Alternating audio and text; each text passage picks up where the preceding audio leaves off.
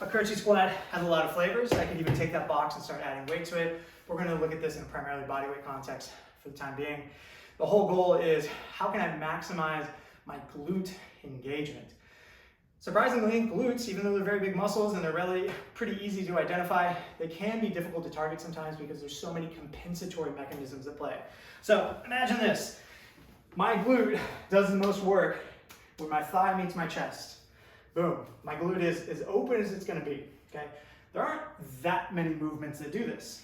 So one thing I can do, if we take a look at this glute, check out how close I get to that standard.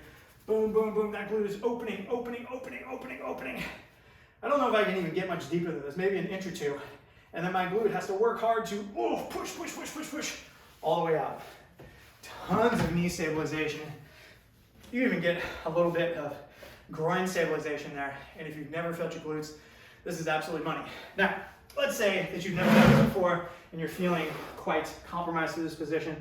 Well, lean against the wall, get a hand on that thigh, and you could even go partial range of motion. This is totally fine.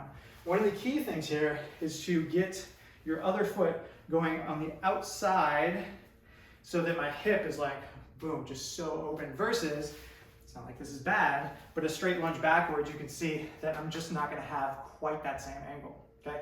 As I get better, so let's say I start here, and I'm like, whew, this is about all I got. First step would be to get a little more depth. Okay, I found the ground. Release on my anchor. Okay, cool, I'm doing it all me.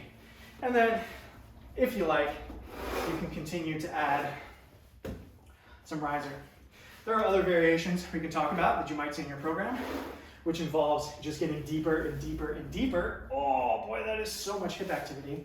But the basics of it are cross one leg behind the other, maximizing the glute opening, and then probably the last note here on the way up is just making sure that you're thinking through this leg, and I'm pushing myself all the way up to standing before I sneak that leg in.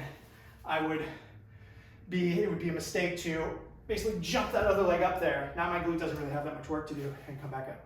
If you felt like you were doing that, going back to this regressed version will get you a little more hip isolation. And if you've never felt your glutes be sore from this, whew, get ready, your glutes are gonna be sore.